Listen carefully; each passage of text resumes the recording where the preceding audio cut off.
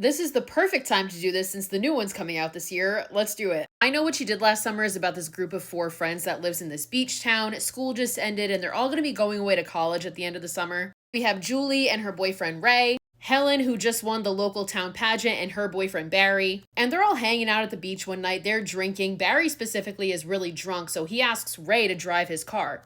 As they're driving, Ray gets distracted by Barry being a dumbass and they hit a person in the middle of the road. So everybody panics and Barry is like, we need to dump this body because we're not going to get away with this. Like, we're going to get fucked. So everybody agrees with the exception of Julie, and they take this dead body to a pier and go to throw it into the water. As they go to do this, the guy wakes up and grabs Helen's crown and brings it underwater with him. So Barry jumps in to grab it and pushes the guy down into the water and comes back up and makes the rest of them promise to never speak about this again. So we cut to a year later and we see that Julie was off in college and she's coming home. And when she gets home, there's a letter for her that says, "I know what you did last summer." So she goes to find Helen, who was supposed to be away in New York trying to pursue an acting career, but that didn't work out for her. So she actually stayed in town and works at her family's business. And Julie shows her the letter and finds that her and Barry have broken up. The two of them end up going to Barry's house and showing him the letter. Now, Barry's first thought is it's got to be this guy Max who they had seen that night. You can tell that there was some tension between Max and the group, specifically because he obviously wanted Julie.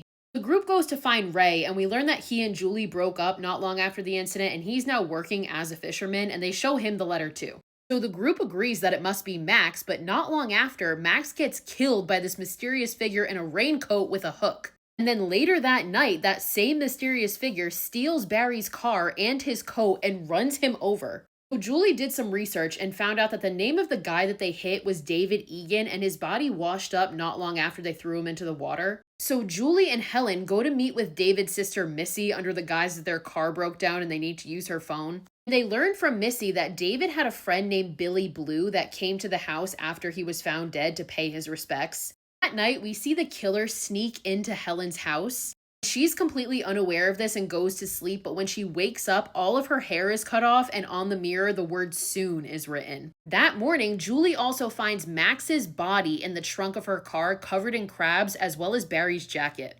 When she goes to get Helen and Barry to show them, the body's gone. That's when we get this iconic "what are you waiting for" line.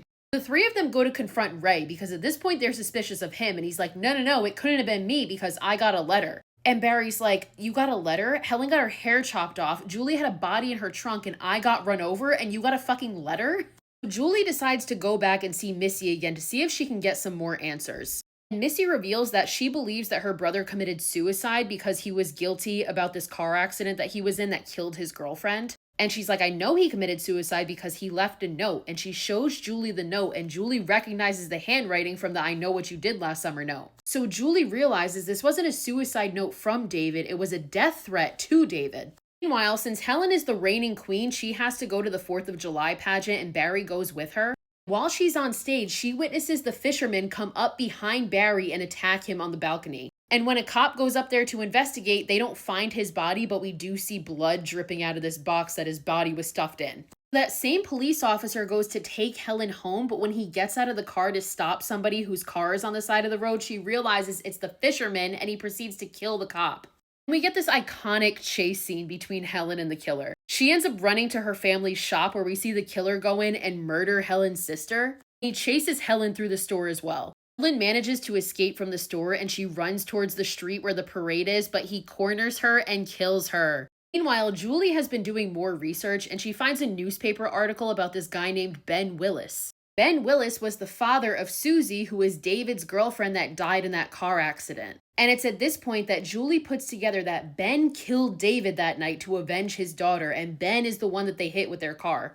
So Julie runs to tell Ray, but notices that the boat that he works on is called Billy Blue, who is the name of the friend that Missy said came to visit after David died. So now Julie thinks that Ray is the killer and she runs away. She runs into this other fisherman who knocks Ray out as he's chasing her, and he brings her in his boat for help.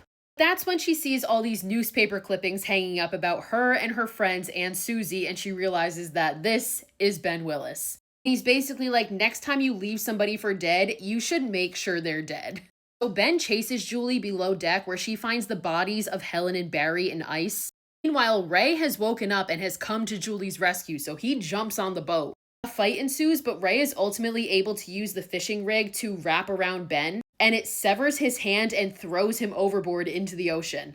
He then explains to Julie that he had so much guilt after the accident that he also thought the body of the person they killed was David Egan. So he went to Missy's house out of just pure guilt and just to pay his respects and say, I'm sorry. They reconcile and they made it out alive as the cops tell them that they didn't find the body of Ben, but he's got to be out there somewhere. We cut to another year later and we see that Julie is still in college and she's on the phone with Ray, so the two of them are still dating this time. As she's in the shower, she looks up and sees in the steam the words "I still know" are written on the shower. A dark figure crashes through the shower door as Julie screams, and the movie ends.